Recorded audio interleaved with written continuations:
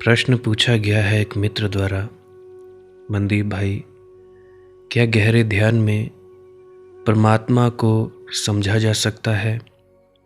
क्या परमात्मा के बारे में जाना जा सकता है कि वो क्या शय है?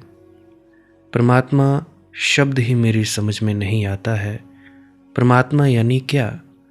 क्या होता है यह परमात्मा? मुझे कुछ पता भी नहीं लग रहा है।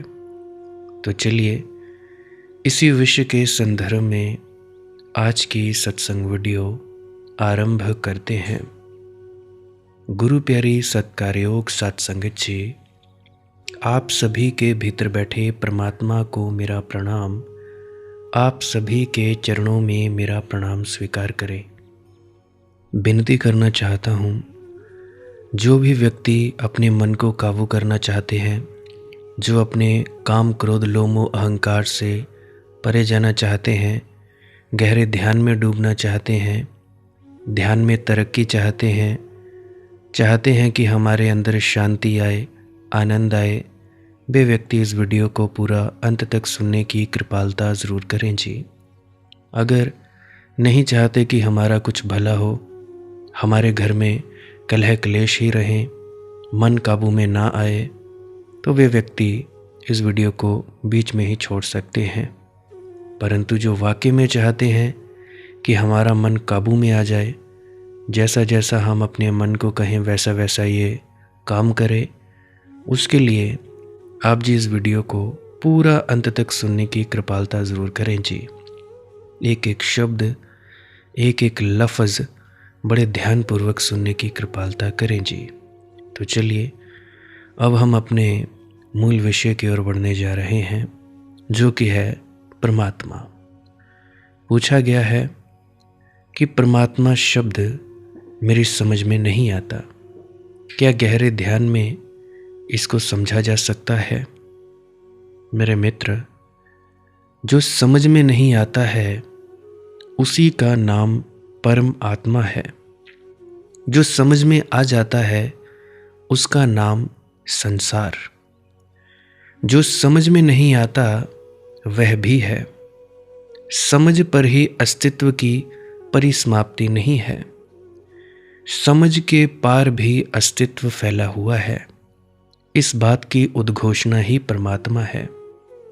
देखिए, परमात्मा कोई व्यक्ति नहीं है, इसीलिए जो परमात्मा को व्यक्ति मानकर खोजने चलेंगे व्यर्थ ही भटकेंगे, कहीं ना पहुंचेंगे। और ये जो जितनी भी आप लोगों के अंदर आंख बंद करके शक्लें, कोई व्यक्ति आ गया जी, 4 हाथों वाला आ गया, 5 हाथों वाला, फला फला, ये भी परमात्मा नहीं है। या तुम सोचो कि ध्यान के अंदर आंख बंद करके कोई दाढ़ी मूछ वाला महात्मा आ गया, कोई त्रिपुंड वाला आ गया, सफ़ेद कपड़े पहने वाला महात्मा आ गया, वो व्यक्ति भी परमात्मा नहीं है।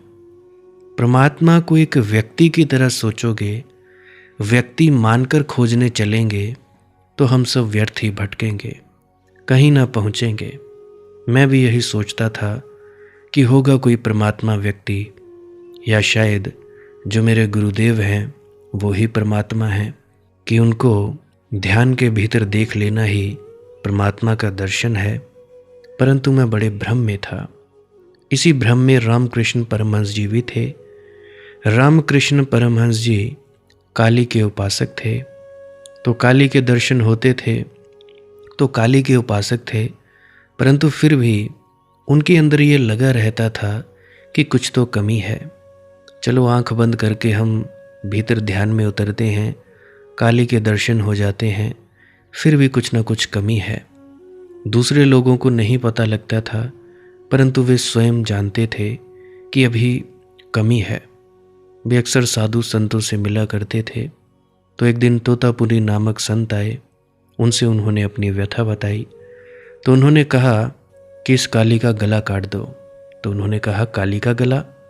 वो तो माँ है, काली का गला कैसे काट दूँ? तो तोतापुरी जी कहने लगे रामकृष्ण परमहंस जी से कि जिस कल्पना से तूने इस काली का निर्माण किया है, उसी कल्पना से तलवार का निर्माण कर और काट डाल इस काली का गला। तो वे तोतापुरी की बात को पहले तो समझे नहीं, फिर धीरे से उन्होंने समझा कि हाँ, बात तो ठीक है कि ये जो काली अंदर प्रकट होती है, ये तो मेरी कल्पित एक मूर्ति है, मेरा कल्पित परमात्मा है, कल्पित इष्ट है। फिर भी कोई कमी है, क्योंकि अभी भी दूरी है, अभी भी उस एक से एकाकार हुआ नहीं। तो तोतापुरी जी के कहने पर ध्यान में उतरते गए, 2-3 दिन बैठते गए, बाहर आते गए।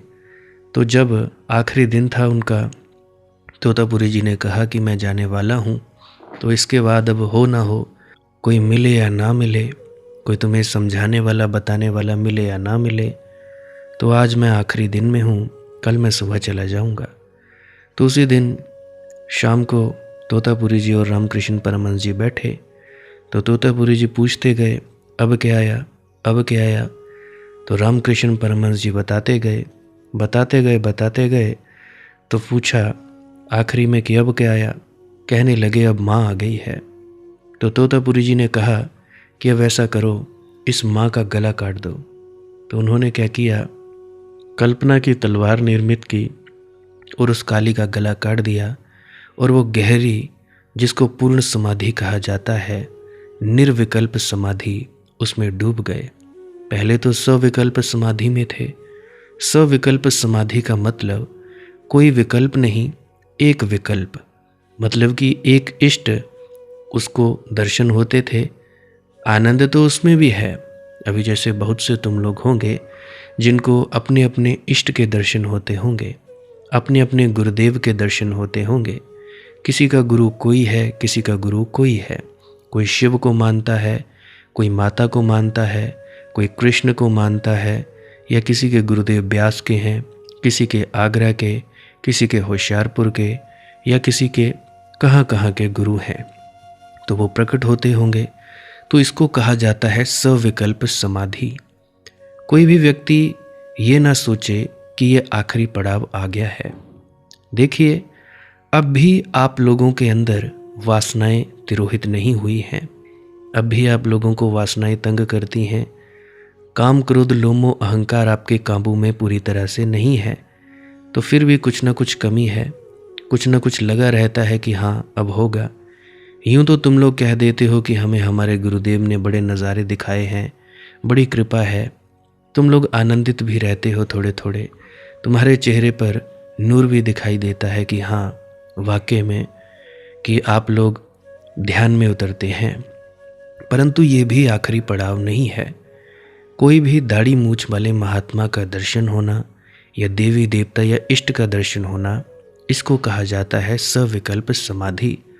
जैसे रामकृष्ण परमहंस जी को सविकल्प समाधि लगती थी, काली के दर्शन होते थे, ठीक उसी प्रकार से आप लोगों को भी अलग अलग प्रकार के इष्ट, अलग अलग प्रकार के गुरु, अलग अलग प्रकार के देवी देवताओं के दर्शन होते होंगे। तो ये है सविकल्प समाधि। अब इससे भी पार चले जाना है, इसको भी छोड़ देना है, क्योंकि किसी और के दर्शन करने से तुम्हारा खुद का दर्शन तो नहीं हुआ। अब आपने मेरे दर्शन कर लिए, मेरी शक्ल देख ली, मुझे देख लेने से क्या आप लोगों को अपने आप की पहचान हो जाएगी? क्या आप लोग अपने आप को जान पाओगे कि आप कौन हो? नहीं जान पाओगे। किसी दूसरे को देखना, दूसरे को याद करना, इससे तो खुद की पहचान नहीं होगी। खुद की पहचान होगी सब चीज़ों को छोड़कर, मन से छोड़कर। शारीरिक रूप से तो कैसे ही छोड़ोगे? खाना छोड़ सकते हो, कितने दिन छोड़ सकते हो? मर जाओगे। पानी पीना कितने दिन छोड़ सकते हो? हवा कितने दिन छोड़ सकते हो? बाकी पैसा कितने दिन छोड़ सकते हो? हर चीज़ की ज़रूरत है। पकड़ छोड़नी है मन से, मानसिक पकड़ छोड़नी है, ना कि शारीरिक रूप से पकड़ छोड़ देनी है। देखिए, आप लोगों के पास गाड़ी होगी, तो इसका मतलब ये नहीं कि गाड़ी को बेच दो या दे दो। गाड़ी का इस्तेमाल करो। अब घर में रहते हो, कपड़े हैं तुम्हारे, तो नंगे तो घूमोगे नहीं। सर्दी लगती है तो स्वेटर पहनते हो, गर्मी लगती है तो सूती कपड़े पहनते हो, सर्दियों में ऊनी कपड़े पहनते हो, बारिश आती है तो छाता ले लेते हो, रेनकोट ले लेते हो। ऐसे ही मौसमों के बदलाव के हिसाब से कपड़े बदलते हो। तो जब कांटे लगते हैं तो जूते पहन लेते हो, चप्पल डाल लेते हो। तो ये चीज़ें हमारी ज़रूरत के लिए हैं, हमारे उपयोग के लिए हैं। त्याग करना है मन से, मानसिक त्याग, वैसे ही नहीं छोड़ देना है। बच्चे तुम्हारे बच्चे रहेंगे, माँ बाप तुम्हारे माँ बाप रहेंगे, पत्नी तुम्हारी, पति तुम्हारा, ये सब वैसे के वैसे रहेंगे। रिश्ते नाते शरीर के वैसे रहेंगे। उनकी जिम्मेवारी निभानी है, प्रेम पूर्वक निभानी है, चाहे कोई भी जिम्मेवारी हो, परंतु त्याग करना है मन से त्यागना है। मन से नहीं त्यागोगे तो तुम लोग झंझट में पड़ जाओगे। पत्नी के साथ झगड़ा करोगे, पति के साथ, या बच्चे तुम्हारे खिलाफ हो जाएंगे। ऐसा ही तो हम सब कर रहे हैं। हम लोगों से ज़्यादा मूढ़ और निपट मूढ़ और अज्ञानी और कोई है नहीं, क्योंकि हम लोग असली तत्व की बात नहीं समझते। तत्व की बात तो ये थी कि मन से त्याग करना, परंतु हमने शारीरिक त्याग करना शुरू कर दिया। शारीरिक त्याग से क्या हुआ? अड़चने आई। तो शारीरिक अड़चने आती हैं तो आप ध्यान में क्या खाक उतरोगे? तुम लोगों के घरों में क्लेश है, तुम लोगों के घरों में लड़ाई झगड़े होते हैं इसी बात पर, क्योंकि तुम लोग भेदभाव करने लगते हो। तो भाई मानसिक त्याग ज़रूरी है, ना कि शारीरिक त्याग। शरीर से भी, अगर शरीर को स्वस्थ रखने के लिए भी अगर उल्टा सीधा भोजन खाना छोड़ सकते हो तो छोड़ दीजिए। शुद्ध भोजन खाओ, शाकाहारी भोजन खाओ, या जैसा भी तुम लोगों को ठीक लगे वैसा खाओ। नशे छोड़ सकते हो तो वो भी छोड़ दो, क्योंकि अगर शरीर ही ठीक नहीं रहेगा तो ध्यान में क्या खाक उतरोगे? नशे से, या जितने भी नशे हैं, तरह तरह के नशे हैं, इससे शरीर को क्षति पहुंचती है, शरीर दुरुस्त नहीं रह पाता है। अगर तुम्हारा रथ ही टूट गया तो तुम मंजिल पर क्या खाक पहुंचोगे? तो मैं बात कर रहा था सविकल्प समाधि की। सविकल्प समाधि, आप लोगों को कोई दर्शन हो जाना, तो ये सब जितने भी रूप हैं ये कल्पित रूप हैं। ये भी एक तरह का पड़ाव है। बहुत से लोग हैं जो इसी अहंकार में जीते हैं कि हाँ भाई हमें अपने गुरु के दर्शन होते हैं, गुरु हमारे साथ बात करता है, या और भी बहुत सारी चीज़ें होती हैं, चमत्कार जैसी चीज़ें। तो ये भी एक पड़ाव है। ध्यान रहे, सावधान रहना, यहाँ तक आकर भी रुक मत जाना। किसी को सपने में इष्ट दिखाई देते हैं, सपने में किसी के दर्शन हो गए, कहीं कुछ हो गया, कहीं कुछ होने वाला है तो पहले पता लग गया। तो ये जो सारी चीज़ें हैं, इसको सिद्धि की अवस्था में कहा जा सकता है। सिद्धि की चीज़ें, रिद्धियाँ, सिद्धियाँ, शक्तियाँ, अपरा शक्तियाँ, मानसिक मन की रेंज बढ़ गई, सुनने की क्षमता बढ़ गई, दिव्य दृष्टि मिल गई। तो ये जो चीज़ें तरह तरह की हैं, इन चीज़ों से हमारा आध्यात्मिक जीवन नहीं सुधरता। कुछ हद तक सुधर भी सकता है, कुछ हद तक नहीं भी सुधर सकता है। अब दूसरे के मन पढ़ने लगे, विचार पढ़ने लगे तो क्या हो गया? उससे क्या हो जाएगा? क्या तुम्हारे अंदर आनंद बढ़ा? तुम्हारे अंदर अपने ही विचार क्या थोड़े कम हैं जो दूसरों के विचार पढ़ने लगे? तो ये जितनी भी चीज़ें हैं अपनाओ और इनको छोड़ते चले जाओ। मकसद एक रहना चाहिए, अपने आप की पहचान, खुद की पहचान, अपने आप को जानना है। इसके अलावा और कोई मकसद नहीं। बाकी जो भी चीज़ें आती जाएंगी स्वीकार करते जाना, करना हो करना, नहीं करना हो मत करना, आगे बढ़ते चले जाना। तो आगे बढ़ते चले जाओगे, आगे बढ़ते चले जाओगे। आगे बढ़ने से मेरा मतलब बिल्कुल निष्क्रिय होकर बैठते रहना, खाली होकर बैठते रहना। अब बहुत से हैं जो सोचते हैं कि जी हम पहुंच गए, गुरु महाराज जी के दर्शन होते हैं हमें, गुरु महाराज जी हमें बताते हैं, तो क्या हो गया भाई? ये कौन सी बड़ी बात हो गई? ये चीज़ तो मुझे शायद मैं 15-16 साल का था, 15-16 साल, हाँ 8वीं-9वीं कक्षा में हुआ करता था मेरे साथ। हमारे घर में, जो मेरा घर है जहाँ पे मैं पैदा हुआ हूँ, महाराज चरण सिंह जी हमारे वहाँ पे मेरे सपने में आया करते थे, दिखा करते थे साफ स्पष्ट। जो भी होना होता था मुझे बताते थे कि बेटा ये होने वाला है, वो होने वाला है। तो ये सारी चीज़ें कोई बहुत बड़ी चीज़ें हैं नहीं। तुम लोग बहुत ही ज़्यादा हैरान होते हो, इतना ज़्यादा मान सम्मान देने लगते हो उन व्यक्तियों को जिनको ये सब चीज़ें होती हैं। तो इससे आध्यात्म की जो असली लक्ष्य है वो बिगड़ जाया करता है। तो इसीलिए आगे बढ़ने की दिशा के ऊपर अग्रसर रहा करें। मकसद है निर्विकल्प समाधि, सविकल्प समाधि तो सभी को लगती होगी, कोई ना कोई इष्ट देवी देवता प्रकट होता रहता होगा। अब कई हैं, कईयों ने मेरी शक्ल देखी है, कईयों को मेरी शक्ल में सपने में या वैसे ही ध्यान में कुछ ना कुछ बता जाता होगा। तो ये सब चीज़ें मानसिक तल पर हैं, हमने इससे भी ऊपर उठना है। देखिए, मेरा काम है आप लोगों को भ्रमों से मुक्त करना, भ्रमों में डालना नहीं, क्योंकि असली लक्ष्य है खुद की पहचान और परमात्मा की पहचान। खुद की पहचान कैसे होगी अगर आप इन सब चीज़ों में उलझ जाओगे?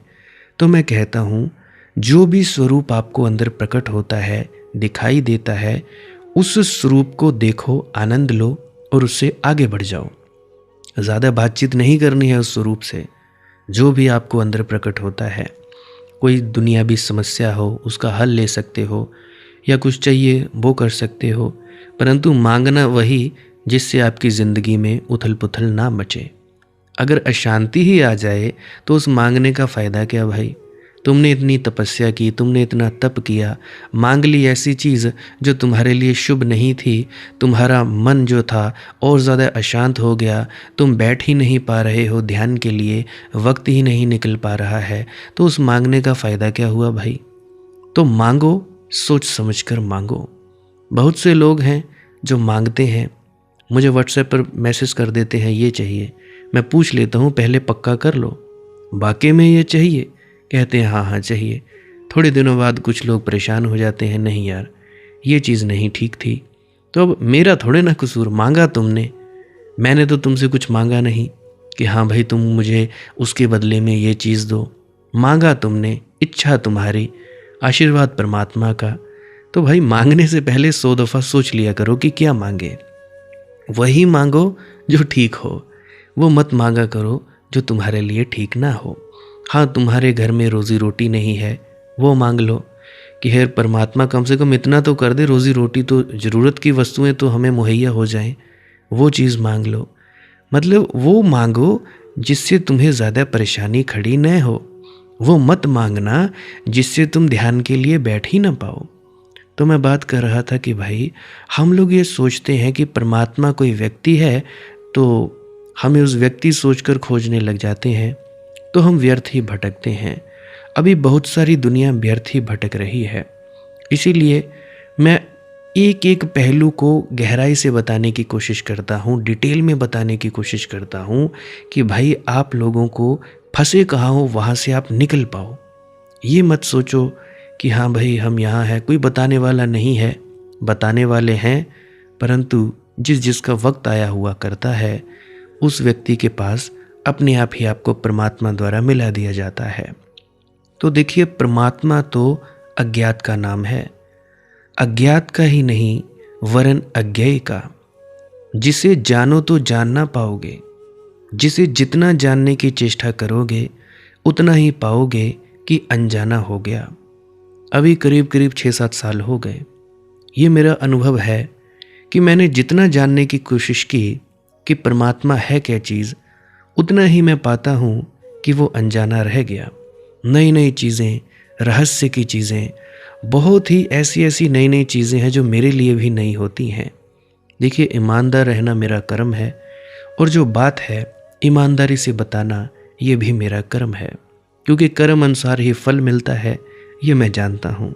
गलत कर्म का गलत नतीजा, सही कर्म का सही नतीजा। तो परमात्मा को जितना जानने की चेष्टा करोगे उतना ही पाओगे कि अनजाना हो गया। इसलिए पीना बेहतर। शराब के बारे में क्यों जानना कि कहाँ से बनी, कैसे बनी। शराब पी लो, मस्त हो जाओ, आनंदित हो जाओ। लेकिन फिर भी एक और द्वार से परमात्मा में प्रवेश होता है। उस द्वार का नाम ही प्रेम है। जानने से नहीं जाना जाता, लेकिन प्रीति से जाना जाता है, प्रेम से जाना जाता है। जानना ही अगर जानने का एकमात्र ढंग होता तो परमात्मा से संबंधित होने का कोई उपाय न था। लेकिन एक और ढंग भी है। बुद्धि ही नहीं है तुम्हारे भीतर सब कुछ, हृदय का भी तो याद करो। सोच विचार ही सब कुछ नहीं है तुम्हारे भीतर, भाव की आर्द्रता को भी थोड़ा अनुभव करो। आंखें सिर्फ कंकर पत्थर ही नहीं देखती हैं, उनसे प्रीति के आंसू भी झरते हैं। अगर विचार पर ही ठहरे रहे तो परमात्मा नहीं है। इसीलिए नहीं कि परमात्मा नहीं है, बल्कि इसीलिए कि विचार की क्षमता नहीं है परमात्मा को जानना। ये तो भाई ऐसा ही हुआ कि कोई आदमी आंख से संगीत सुनना चाहे और फिर संगीत सुनाई ना पड़े, और वह कहे कि आंख से जब तक सुनाई ना पड़ेगा संगीत मैं मानूंगा नहीं। तो क्या कहेंगे हम? आंख से संगीत सुना नहीं जा सकता। उसकी जिद है कि आंख से सुनेगा, कान से सुना जा सकता है। उसकी जिद है कि कान खोलेगा नहीं। प्रत्येक उपकरण की सीमा है। बुद्धि पदार्थ को जान सकती है, परमात्मा को नहीं। हृदय परमात्मा को जान सकता है, पदार्थ को नहीं। कान संगीत सुन सकते हैं, रोशनी नहीं देख सकते। आंखें रोशनी देख सकती हैं, संगीत नहीं सुन सकती। हाथ छू सकते हैं, स्पर्श कर सकते हैं, गंध का अनुभव नहीं कर सकते। उसके लिए तो नासापुटों की जरूरत होगी। प्रत्येक अनुभूति का अपना द्वार है और प्रत्येक अनुभूति केवल अपने ही द्वार से उपलब्ध होती है। अब जैसे कि मित्र ने पूछा, परमात्मा शब्द मेरी समझ में आता नहीं। किसकी समझ में कब आया? किसी की समझ में कभी आया है? समझ से नाता ही नहीं है। ये तो नासमझों के लिए संभावना है। ये तो दीवानों का रास्ता है। यह तो मस्तों का मार्ग है। इसीलिए तो इतना कठिन है प्रेम का पंथ। क्या कठिनाई है? कठिनाई यही है कि इस जीवन का सब कुछ तो हम विचार से सुलझा लेते हैं, और इसीलिए एक भ्रम पैदा होता है कि जब विचार से सब सुलझ जाता है, गणित सुलझ जाता है, भाषा सुलझ जाती है, तर्क सुलझ जाता है, दर्शन सुलझ जाता है, भूगोल, इतिहास, राजनीति, विज्ञान सब बुद्धि से सुलझ जाता है, तो एक आशा बंधती है कि इसी बुद्धि से हम परमात्मा को भी सुलझा लें। और इसी आशा में उपद्रव हो जाता है। इसी आशा में हमारी निराशा के बीज हैं। इसी आशा में हमारी विफलता है। और स्कूल से लेकर विश्वविद्यालय तक तुम्हें बुद्धि की ही शिक्षा दी जाती है। इस जगत में कहीं भी तो कोई स्थान नहीं है जहां हृदय का प्रशिक्षण होता हो। इसीलिए मैं कहता हूं, यह जगत मंदिरों, मस्जिदों, गिरजों से भरा है। फिर भी मंदिर इस जगत से समाप्त हो गए हैं, क्योंकि मंदिर है वह जगह जहां हृदय का प्रशिक्षण मिलता हो। तुम्हारे मंदिर भी बुद्धि से भर गए हैं। वे भी पाठशालाएं हैं। वहां धर्मशास्त्र समझाया जा रहा है। अभी देखो तुम्हारे सत्संग सेंटर, किताब खोलकर शास्त्र को समझाया जा रहा है। तुम्हारे इन सत्संग सेंटरों में भी मस्तिष्क के ही आवास हो गए हैं। अब वहां हृदय नहीं नाचता। अब वहां प्रेम की बांसुरी नहीं बजती। अब तो वहां भी तर्क के जाल फैलाए जा रहे हैं। हिंदू है वह मुसलमान के खंडन में लगा है, मुसलमान है वह हिंदू के खंडन में लगा है, राधा स्वामी है वह कबीर पंथियों के खंडन में लगे हैं, निरंकारियों के खंडन में लगे हैं, निरंकारी हैं वो राधा स्वामियों के पीछे पड़े हैं, कबीर पंथी हैं वो राधा स्वामियों को झूठा और मक्कार बताते हैं, और ऐसे ही खंडन पे मंडन चला हुआ है। आर्य समाजी सनातनी का खंडन कर रहा है, सनातनी आर्य समाजी का खंडन कर रहा है, मंदिरों में भी खंडन मंडन हो रहा है। प्रीति का फूल खिले तो खिले कहाँ। मस्जिदों में भी प्रेम की शराब नहीं ढाली जा रही। वहाँ भी तर्क और तर्क के सहारे ही जितनी दूर तक जाया जा सकता है उतनी दूर तक जाने की कोशिश की जा रही है। तर्क तो ऐसा है जैसे अंधे के हाथ में लकड़ी, थोड़ा टटोल लेता है, और अंधे के हाथ में लकड़ी थोड़े काम भी आती है। एकदम व्यर्थ है ऐसा मैंने कहा भी नहीं, ऐसा मैं कहूँगा भी नहीं। उसकी अपनी सार्थकता है। अंधा आदमी है तो लकड़ी से टटोल कर अपने घर जाता है, दरवाज़ा खोल लेता है, अपने जूते तलाश लेता है, टकराता नहीं। मगर अंधे की लकड़ी उसकी आँख नहीं बनती, ना आँख बन सकती है। और आँख अगर मिल जाए तो लकड़ी को तत्क्षण छोड़ देना होगा। फिर कौन चिंता करता है लकड़ी की। इसलिए जिन्होंने हृदय को थोड़ा खुलने का अवसर दिया, हृदय की कली को फूल बनने दिया, उन्होंने फिर तर्क की बकवास छोड़ दी। फिर वे परमात्मा में जीने लगे। वे परमात्मा के लिए प्रमाण नहीं देते, फिर वे स्वयं परमात्मा के प्रमाण हो जाते हैं। उनका उठना, उनका बैठना, उनका बोलना, उनका न बोलना सब परमात्मा की अभिव्यक्ति हो जाती है। उनका सारा जीवन परमात्मा का एक गीत हो जाता है। उनके जीवन से एक सुवास उठती है। तुम्हारे जीवन से भी वैसी सुवास उठ सकती है। हकदार तुम भी हो, उतने ही मालिक हो तुम जितना कोई बुद्ध, जितना कोई कृष्ण, जितना कोई क्राइस्ट। उतने ही मालिक हो तुम जितने महावीर, जितने मोहम्मद, जितनी मीरा। तुम्हारी मलकियत ज़रा भी कम नहीं है। मगर अगर तुम दीवार से निकलने की चेष्टा करोगे और ना निकल पाओ तो अपने भाग्य को कसूर मत देना। दरवाज़ा है तो दीवार से निकलने की चेष्टा क्यों कर रहे हो? क्यों दीवार से सिर मार रहे हो? और सिर से जितना भी काम होते हैं बस वे दीवार से सिर मारने जैसे हैं। तुम्हारे भीतर एक और भी अंतरंग जगत है। तुम्हारे भीतर भावों का भी एक लोक है, बहुत कोमल, बहुत नाजुक। और चूंकि कोमल है, नाजुक है, इसीलिए बहुत छिपा कर रखा गया है। जितनी बहुमूल्य चीज़ होती है उतना ही तो गहरा हम खोद कर ज़मीन में उसे गड़ा देते हैं कि चोरी ना हो जाए। बुद्धि तो ऊपर ऊपर है क्योंकि कचरा है। हृदय बहुत गहरे में है क्योंकि वही तुम्हारी संपदा है, वहीं तुम्हारी समाधि छिपी है और वहीं तुम्हारे समाधान है। बुद्धि काम चलाऊ है, बाजारू है, सस्ती है। हृदय तुम्हारा जीवन का मूल आधार है। समझा तो कोई भी नहीं परमात्मा को कभी, और ना कोई कभी समझ सकेगा। जिस दिन परमात्मा समझ में आ जाएगा उस दिन धर्म का अंत हो जाएगा। उस दिन धर्म की मृत्यु समझ लेना। उस दिन जल जाएंगी होलियां कुरानों की, गीताओं की, वेदों की। उस दिन कुछ नहीं सार रह जाएगा फिर धर्म में, जिस दिन परमात्मा समझ में आ जाएगा।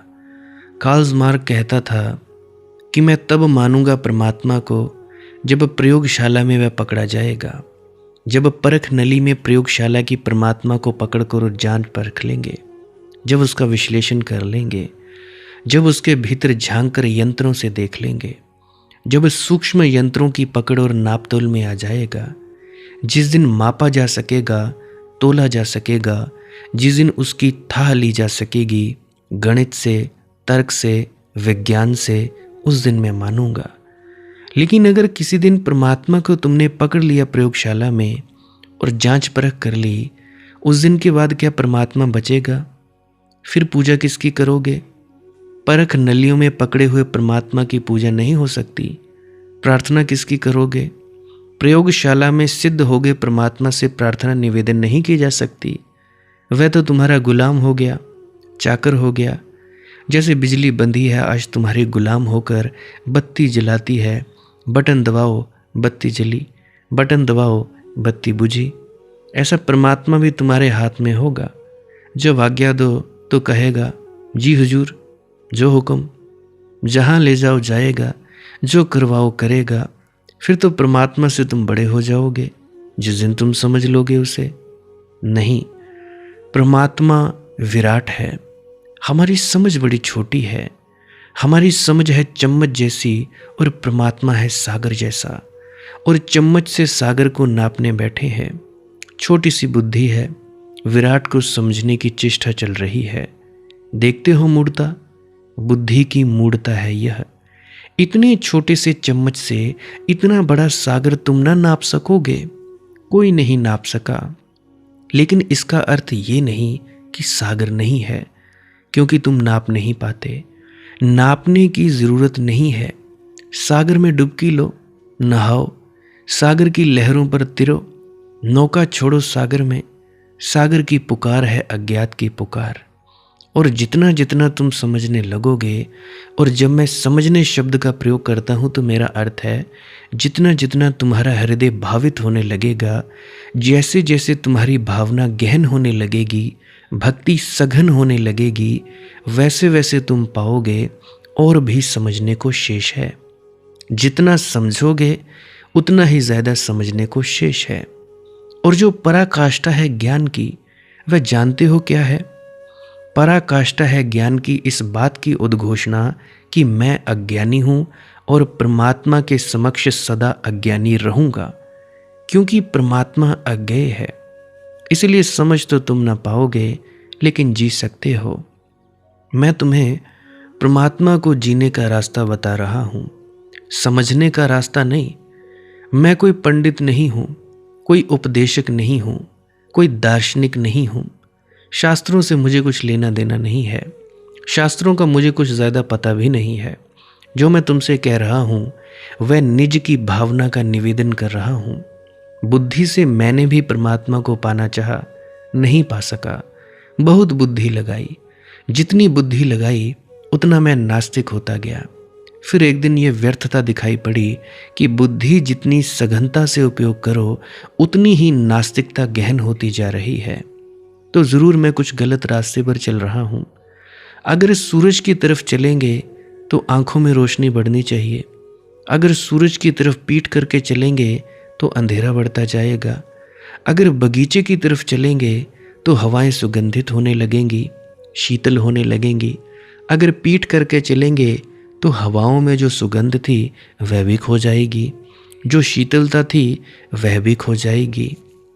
तो जल्दी ही ये बात मुझे समझ में आनी शुरू हो गई, और जितना ही मैंने विचारा, जितना ही मैंने सोचा, उतना ही परमात्मा मुश्किल हो गया, मानना ही मुश्किल हो गया।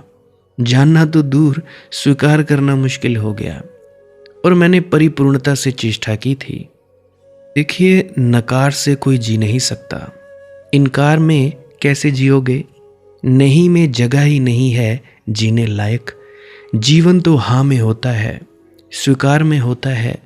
हर चीज़ को नहीं करते जाओगे तो सिकुड़ते चले जाओगे। परमात्मा भी नहीं है, आत्मा भी नहीं है, तो फिर बचेगा क्या? जो सबको इनकार करेगा उसको अंततः अपने को भी इनकार करना पड़ेगा। तर्क की वह पराकाष्ठा है। जो तर्क की तलवार से खेलेगा, एक ना एक दिन अपनी गर्दन को भी उसे काट ही लेना होगा। उसके संदेह बढ़ते चले जाएंगे, और जितने संदेह होंगे उतना ही जीवन मुश्किल हो जाएगा। एक एक कदम उठाना मुश्किल हो जाएगा। जीने के लिए तो श्रद्धा चाहिए। अश्रद्धा से कोई भी नहीं जी सकता। जिसको तुम नास्तिक कहते हो वह भी जीता है श्रद्धा से। सिर्फ उसकी श्रद्धा उल्टी है, शीर्षासन करती हुई है। वह भी असली नास्तिक नहीं है। उसकी श्रद्धा है कि ईश्वर नहीं है। इसी श्रद्धा से वह जीता है। नास्तिकता उसका धर्म है, क्रेमलिन उसका काबा है, दास कैपिटल उसकी कुरान, बाइबल, वेद है, कार्ल मार्क्स, लेनिन, स्टालिन, माओ ये उसके ब्रह्मा विष्णु महेश हैं। नास्तिकता नहीं है उसकी। कम्युनिस्ट अपने कम्युनिज्म के लिए मरने को तैयार है उतना ही जितना मुसलमान इस्लाम के लिए मरने को तैयार है। भेद कहाँ है? दास कैपिटल के लिए वह अपनी कुर्बानी देने को तैयार है, किताब के लिए। ना कोई ईश्वर है, ना कोई आत्मा है, अकेली किताब के लिए, सिद्धांत के लिए। उसने नास्तिकता में से धर्म निकाल लिया। नास्तिकता उसकी आस्तिकता बन गई है। कहता है नहीं, लेकिन भीतर हाँ छिपा है। मेरा नहीं पूरा नहीं था, उसमें कहीं कोई हाँ नहीं था। मैं कहता हूँ, जो अगर हिम्मत रखते हो परम नास्तिक होने की तो घबराना मत। लेकिन परम नास्तिकता का अर्थ है कि नास्तिकता में भी सहारा मत खोजना, सब सहारे ही गिरा देना। इतने बेसहारे हो जाओगे कि उसी बेसहारे में तुम्हें पहली दफ़ा याद आएगी कि ये मैंने क्या किया। ये तो मैंने अपने ही हाथ से अपने जीवन की नौका में छेद कर डाले। अब ये नौका डूबने लगी। उसी असहाय अवस्था में तुम्हारे भीतर क्रांति की घटना घट सकती है कि मस्तिष्क से हृदय की याद आए कि मेरे पास एक और भी उपाय है, प्रीति का, प्रेम का, भाव का। चलूं उससे भी तलाश लूं। मरता क्या ना करता, तिनके का सहारा भी खोज लेता है, ख्याल रखना। तो जब तुम्हारी बुद्धि बिल्कुल असफल हो जाए और तुम्हें गहन अमावस में डाल जाए और सब तरफ गहन अंधकार हो कि एक रात में तारा भी न चमके, सुबह की तो बात ही नहीं, सूरज तो है ही नहीं तो उगेगा कैसे, प्रभात तो होने वाली नहीं है।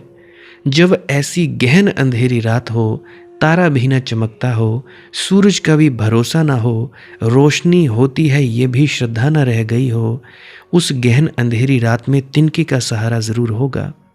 उस गहन अंधेरी रात में तुम्हें यह दिखाई पड़ेगा कि एक अंग मेरा अंजिया रहा है। विचार तो मैंने खूब किया, भाव मैंने बिल्कुल नहीं किया, तो थोड़ा भाव भी करके देख लूं तो भाई मरता क्या ना करता। इस तरह से भाव बिल्कुल करो, भाव करके देखो। इस दरवाजे से कभी नहीं निकला, इससे भी निकल कर देख लूं, कौन जाने शायद यही द्वार हो। और जिस दिन मैं उस दरवाजे से निकला, मैंने देखा कि परमात्मा ही परमात्मा है। पहले मैं पूछता था परमात्मा कहाँ है, फिर पूछने लगा परमात्मा कहाँ नहीं है। परमात्मा यानी हृदय, परमात्मा यानी भाव, परमात्मा यानी प्रीति। तो समझ उपाय नहीं, कहो ना समझी, ज्ञान मार्ग नहीं, कहो अज्ञान, निर्दोष भाव। छोटे बच्चे की भांति आश्चर्य विमुग्ध होकर देखोगे तो परमात्मा है, तर्क विशुद्ध होकर देखोगे परमात्मा नहीं है। तर्क का चश्मा चढ़ाया कि परमात्मा एकदम विदा हो जाता है संसार से। तर्क का चश्मा उतारो, प्रीति की जरा आंख खोलो और तुम पाओगे चारों तरफ वही वही है। रविंद्रनाथ टैगोर जी ने गीतांजलि लिखी, उस अद्भुत गीत संग्रह पर उन्हें नोबेल प्राइज मिली, बड़ा सम्मान हुआ।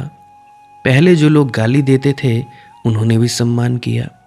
तो रविंद्रनाथ जी के बड़े विरोधी थे बंगाल में, कुछ आदमी अजीब ही हैं।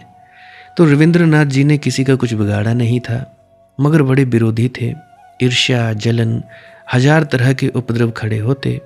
लेकिन नोबेल प्राइज मिलते ही बड़े सम्मान होने लगे, जगह जगह समारोह, आयोजन और फूल मालाएं। लेकिन एक आदमी रविंद्रनाथ जी के पड़ोस में रहता था, बूढ़ा आदमी, उसने नहीं किया सम्मान। वह तो एक दिन आया, उससे रविंद्रनाथ थोड़े डरते भी थे। उसकी आंखों में कुछ ऐसा था, वह ऐसा देखता था जैसा कि आंख कटार हो कि भीतर तक भेद जाए। उस आदमी में कुछ बात थी। उसने आकर फिर रविंद्रनाथ की आंखों में देखा और कहा, कुछ नहीं, सब बकवास है। तुमने ईश्वर देखा है? चले ईश्वर की बात करने। मिल गई नोबेल प्राइज, क्योंकि गीतांजलि तो ईश्वर के गीत हैं और बड़े प्यारे गीत हैं। तुमने देखा है ईश्वर? तो रविंद्रनाथ जी ऐसे व्यक्ति भी ना थे कि झूठ बोले, इसलिए ये भी ना कह सकते थे देखा है। और उस आदमी की आंखों को धोखा देना था भी मुश्किल। वह ये कहकर चला गया कि पहले देखो फिर लिखना यह गीत, जब देखोगे तब मैं स्वीकार करूंगा। गीत वीत लिखने से कुछ भी नहीं होता, ये तो कोई भी लिख लेता है। हाँ, तुम अच्छे कवि हो मगर अभी ऋषि नहीं हो, भूल मत जाना। ये सम्मान, समारोह, ये फूल मालाएं, ये जगह जगह आदर सत्कार भूल मत जाना। याद दिलाने आता रहूँगा। और वह याद दिलाने आता था। वह याद कोई अच्छी नहीं दिलाता था, रविंद्रनाथ को बुरा लगता था। रास्ते पर मिल जाता तो हाथ पकड़कर बीच रास्ते पर याद दिला देता था, भूल मत जाना। फूल मालाओं में बहुत भूल गए हैं, देखते ही रहना, देखो तब मानूंगा। उससे रविंद्रनाथ बचने लगे। कहीं जाना होता तो दूसरे रास्ते से जाते ताकि उसका घर ना पड़े। वह आता घर तो इनकार करवा देते कि घर पर नहीं है। फिर एक दिन सुबह एक घटना घटी। रात वर्षा हुई और जगह जगह रास्ते के किनारे पानी के डबरों से भर गए थे। और सुबह सुबह रविंद्रनाथ सागर की तरफ घूमने गए। सागर में सूरज को उगते देखा, बड़ा सुंदर प्रभात था। सुबह का सन्नाटा, सागर की नमकीन हवा, रात भर की नींद की ताजगी, पक्षियों का उड़ना, सूरज का उगना, एक क्षण को रविंद्रनाथ स्तब्ध बंधे रह गए। उस घड़ी में विचार सरक गए, बुद्धि सरक गई। उस घड़ी में हृदय से कुछ नाता बना। उस घड़ी में सूरज ने जैसे हृदय को छू लिया, जैसे सूरज की किरणों ने हृदय के साथ छेड़खानी कर दी। थोड़ा रंग भीतर छटक गया। आनंद मग्न लौटते थे कि वही सूरज रास्ते के किनारे भरे डबरों में भी दिखाई पड़ा। और जब जब जहाँ जहाँ डबरों में सूरज दिखाई पड़ा, फिर वही भनक, फिर वही मस्ती आ गई, बार बार आती रही। और तभी अचानक वह आदमी रास्ते पर मिल गया। आज उस आदमी को देखकर मन में कोई विरोध नहीं उठा, तिरस्कार नहीं उठा, बचने का भाव नहीं उठा, खुद पर भरोसा न आया। भाव उठा उसे आलिंगन में लगा लेने का और जाकर उस आदमी को गले लगा लिया। और वह बूढ़ा मुस्कुराया, रविंद्रनाथ की आंखों में देखा और कहा, अब मुझे स्वीकार है, आज कुछ हुआ, आज तुम्हारे भाव आंदोलित हुए हैं, आज तुम्हारी हृदय तंत्री बजी है। स्वागत, धन्यवाद, मैं इस दिन की प्रतीक्षा में था। वह जो तुमने गीतांजलि लिखी है सब बुद्धि का ही विलास है, मगर आज कुछ हुआ, आज तुम्हारा रंग और ढंग और, आज तुम्हारी गंध और, आज तुम्हारी तरंग और रविंद्रनाथ ने कहा कि नोबेल प्राइज पाकर मुझे जो आनंद न मिला था, उस दिन उस आदमी की इस बात से मुझे आनंद मिला। उसकी आंखों ने मेरे ऊपर अमृत की वर्षा कर दी। बुद्धि से ही जियोगे तो प्रश्न उठता रहेगा, परमात्मा यानी क्या, और उत्तर कभी ना पाओगे। बुद्धि के पास कोई उत्तर नहीं है। याद रहे, बुद्धि केवल प्रश्न उठाने में कुशल है, उत्तर देने में बुद्धि बिल्कुल नपुंसक है। प्रश्न में बड़ी निष्णात, और अगर किसी प्रश्न का उत्तर दो तो उस उत्तर में से भी 10 प्रश्न निकाल लेने में कुशल है। बुद्धि की सारी कुशलता प्रश्नों को बढ़ाने की है, उलझाने की है, सुलझाने की उसकी क्षमता नहीं है। हृदय की क्षमता बिल्कुल और है। प्रश्न जानता ही नहीं हृदय, उत्तर ही जानता है। ये बड़े मज़े की बात है। बुद्धि में प्रश्न ही प्रश्न और हृदय में उत्तर ही उत्तर। अगर उत्तर चाहते हो हृदय में डुबकी मारो, अगर प्रश्नों में ही मज़ा है तो बुद्धि में अटके रहो, उलझे रहो। अगर दर्शन शास्त्र में तुम्हारी रुचि हो तो पूछते रहो बुद्धि में ही, दर्शन शास्त्र बढ़ता रहेगा। पुच्छल तारे की तरह उसकी पूंछ है, बढ़ती ही जाएगी। लेकिन अगर उत्तर चाहिए, समाधान चाहिए, समाधि चाहिए तो बुद्धि से थोड़ा हटो, थोड़ी छलांग लो, भाव के जगत में प्रवेश करो, नाचो, गाओ, गुनगुनाओ। इतना प्यारा जगत है, इसके साथ थोड़ा तारतम्य बनाओ। इतना अपूर्व सौंदर्य बरस रहा है चारों तरफ, इस सौंदर्य में नहाओ, चांद तारों से गुफ्तगू करो। शास्त्रों में मत तलाशो, वहां क्या मिलेगा? कागज है, स्याही के धब्बे हैं कागजों पर। आकाश ज्योतिर्मय तारों से भरा है, तुम अपनी किताबों में खोजने में लगे हो। परमात्मा जगह जगह सघन होकर मौजूद है, वृक्ष में वृक्ष होकर, चट्टान में चट्टान होकर, मनुष्य में मनुष्य होकर। ये सब उसके ही तो रूप हैं, मगर बुद्धि नहीं इसको पहचान पाएगी। चलो थोड़ा प्रीति में खोजो, चलो थोड़ा दूसरा द्वार टटोले। यही भेद है दर्शन शास्त्र और धर्म का। दर्शन शास्त्र बुद्धि का उहापोह है और धर्म हृदय में डुबकी है। मिलेगा, मन का मीत जरूर मिलेगा, तुम्हारे भीतर छिपा है, मिलेगा क्यों नहीं। चूकते कैसे हो, यही चमत्कार है। चूकते कैसे हो, जिस दिन जानोगे उस दिन भरोसा भी ना आएगा कि कैसे इतने दिन चूका, कैसे। लेकिन चट्टान की तरह तुम्हारी बुद्धि और तुम्हारे हृदय में एक दीवार उठ गई है। मैं तुमसे कहूँगा, शास्त्र की जगह संगीत ताकि चट्टान टूटे, गद्य की जगह पद्य ताकि चट्टान टूटे, तर्क की जगह प्रीति ताकि चट्टान टूटे। मैं कहता हूँ होशियारी छोड़ो। परमात्मा के सामने होशियार होकर जाना चाहते हो? होशियारी पर्दा है, नादान बनो। नादान बनने का अपना मज़ा है। उसके पास ऐसे चलो जैसे छोटा सा बच्चा अपनी माँ को पुकार उठता है, ऐसे उसे पुकारो। और अगर तुम्हारी पुकार में तुम्हारी प्यास होगी, और तुम्हारी पुकार में तुम्हारे आंसू होंगे, और तुम्हारी पुकार में तुम्हारी अभीप्सा होगी, तो तत्क्षण पुकार पूरी होती है, बिल्कुल होती है। मैं इसका साक्षात प्रमाण हूँ, बिल्कुल होगी। प्यारे साथ संगत जी, आज के लिए बस इतना ही। किसी का कोई प्रश्न हो तो कमेंट सेक्शन में लिख सकता है। डिस्क्रिप्शन में मेरा व्हाट्सएप नंबर दिया गया है, वहाँ पे भी आप लोग अपना प्रश्न लिख सकते हैं। अगर आनंद आया हो इस वीडियो से तो बार बार सुन सकते हैं, 10-15 बार सुन सकते हैं। मस्ती आई हो तो सुन सकते हैं। प्रश्नों के जवाब मिले तो भी ठीक है, नहीं मिले तो भी ठीक है। और प्रश्नों के जवाब चाहिए हों तो कृपया इसी चैनल पर पुरानी वीडियोस भी अवश्य सुनकर जाइएगा। क्या पता आपके किसी प्रश्न का जवाब मिल जाए, आध्यात्म में तरक्की हो जाए, या जैसा भी चाहे आप कर सकते हैं।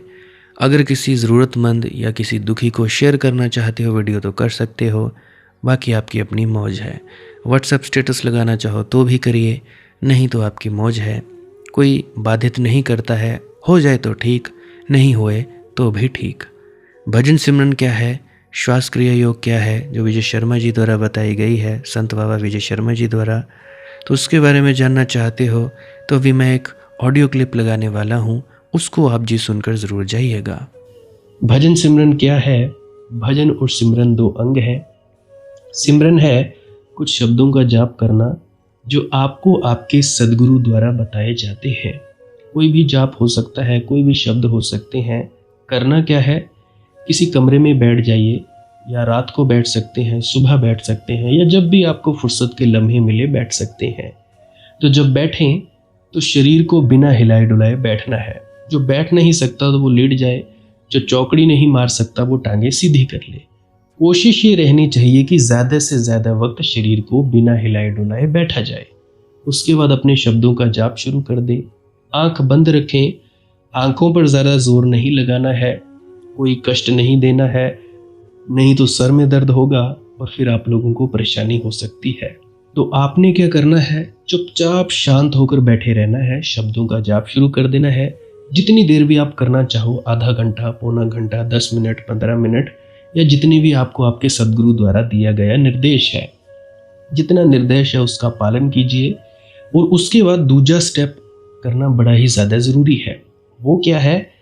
वो उसी अवस्था में बैठे रहें या आसन भी बदल सकते हैं। ये जो शब्दों का जाप होता है ये एकाग्रता के लिए होता है, ताकि मन की एकाग्रता आ जाए। और जब मन की एकाग्रता आ जाए फिर दूसरा कदम क्या है? धुन सुनने के लिए बैठना। चुपचाप बैठे रहें, आंख बंद है, शब्दों का जाप बंद कर देना है। और अगर कोई भी आपके गुरु महाराज है, उनको आप स्मरण कर रहे थे, याद कर रहे थे, आंखों के सामने शक्ल ला रहे थे, तो उसको लाना बंद कर दीजिए। शब्द धुन सुन रही है तो सुनते रहिए। आंख बंद करके अंधेरे में ही टिके रहें। टिके रहना है और ये इच्छा नहीं करनी है कि कुछ दिखे, कहीं पहुंचा जाए, परमात्मा को पाना है, ये करना है, वो करना है। याद रखें, ना कुछ समझना है, ना कुछ देखना है। ऐसे ही अज्ञानी होकर इसी अंधेरे में पड़े रहें। इसी अंधेरे में पड़े रहना है बस। उसके बाद जो होगा सो होगा। और अगर कोई अनुभव हो भी गया तो इससे ये नहीं कि अगली बार फिर से कामना करनी है कि ये वैसे ही हो। कामना ही सबसे बड़ी अड़चन है, इच्छा ही सबसे बड़ी अड़चन है, किसी चीज़ की तृष्णा करना ही सबसे बड़ी अड़चन है, मांग ही वासना है। अगर परमात्मा चाहिए तो कुछ नहीं मांगना है, चुपचाप बस बैठो, अपने आराम में बैठो, अपने विश्राम में बैठो। धीरे धीरे धीरे वो होगा जो होना चाहिए। अगर मैं ज़्यादा बोलूँगा तो आप लोग फिर से उसकी कल्पना कर लोगे कि जी ऐसा होता है, खंड ब्रह्मांड ऐसे होते हैं, चांद तारे दिखेंगे, फलाना ढिकाना। तो मैं ऐसा नहीं कहूँगा। मैं बस इतना कहूँगा, जो कुछ दिखता है, कुछ भी दिख जाए, वो मन है, वो माया है। जो नहीं दिखता वही आत्मा है, वही आत्मा में होना है। अब जैसा कि तुम लोग इसी अंधेरे में टिके रहोगे, टिके रहोगे, टिके रहोगे, तो कुछ दिनों के बाद या महीनों के बाद एक प्रकाश आएगा। वो प्रकाश पूरे शरीर में फैलता जाएगा और धीरे धीरे तुम इस प्रकाश के सहारे अपने आप में स्थित होगे। अब देखो, इस प्रकाश को देखने वाले भी तुम हो और इस शब्द धुन को सुनने वाले भी तुम हो। अब जो ये शब्द धुन को सुनता है और प्रकाश को देखता है, ये तुम हो। तो अपने आप में स्थित होना है, अपने आप को जानना ही सच्चा आत्मज्ञान है। खुद को जानना, खुद को जान लिया, मालिक को फिर जान जाओगे। तो इतनी सी प्रक्रिया है। और आगे आप श्वास क्रिया भी कर सकते हो। ये मुझे बताई गई थी विजय शर्मा जी द्वारा। वो एक उच्च कोटि के संत हैं, तो उन्होंने मुझे बताई, और मेरा फ़र्ज़ बनता है कि आप सभी को बताऊं। वैसे तो मैं रोज़ रोज़ बताता हूँ, फिर भी आज फिर से बता रहा हूँ। श्वास क्रिया क्या है? नाक से सांस लेना है, मुंह से छोड़ना है। लंबा सांस लेना है नाक से और मुंह से छोड़ देना है। 15 मिनट करें, 20 मिनट करें, आधा पौना घंटा, जितनी देर भी आप कर सकते हो करें। करने के बाद करना कुछ नहीं है, चुपचाप आंख बंद करके बैठ जाना है। लेट सकते हो तो लेट सकते हैं, वो आपकी अपनी इच्छा है। नींद आ जाए तो सो जाना है, कोई शरीर को कष्ट नहीं देना है। अगर सर घूमे घूमने देना है, अगर आपका शरीर कांपे तो कांपने देना है। उसकी आपने दिक्कत, परेशानी और चिंता नहीं लेनी है, ये सब होता ही है। और मरने से डर लगे तब भी नहीं डरना है, ये होता ही है। क्या कहा मैंने? 15 से 20 मिनट कर सकते हैं, उसके बाद चुपचाप बैठें और अपने भीतर अपने आप उतर जाओगे। ठीक है जी। प्रेग्नेंट लेडीज़ बिल्कुल ना करें, जिनको दिल की बीमारी है या गोलियां वगैरह खाते हैं वो भी बिल्कुल ना करें, और बाकी सब कर सकते हैं। जिनको नींद नहीं आती वो अवश्य करें, और जिनको थोड़ा डिप्रेशन रहता है वो भी अवश्य करें, और जिनके बच्चे थोड़ी पढ़ाई में कमज़ोर हैं वो भी ज़रूर करें। बाकी आपकी मौज है, करना हो करिए, नहीं तो आपकी अपनी अपनी इच्छा है। और ध्यान दें, जब सिमरन करें तो उसके बाद सीधा भजन पे बैठें, और जब ये श्वास क्रिया करें तो इसके बाद सीधा भजन के लिए बैठें। अलग अलग प्रक्रियाएं हैं, एकाग्रता के लिए है श्वास क्रिया और एकाग्रता के लिए ही है भजन सिमरन। सिमरन भी एकाग्रता के लिए और श्वास क्रिया भी एकाग्रता के लिए। ठीक है, मिक्स नहीं करना है, अलग अलग करिए। अगर श्वास क्रिया करी तो उसके बाद सीधा धुन सुनने पर बैठें। अगर सिमरन के शब्दों का जाप किया उसके बाद फिर से धुन सुनने पर बैठें। बाकी आपकी अपनी मौज है, जो आपको रुचे वो कर सकते हो। अगर धुन सुनने लगे तो धुन सुनने पर ही डायरेक्ट बैठा जाए, परंतु श्वास क्रिया मत छोड़ना, क्योंकि श्वास क्रिया करने से शारीरिक, मानसिक और आध्यात्मिक लाभ मिलता है। तो बाकी आप कीजिए, आपकी मौज है। राधा स्वामी जी।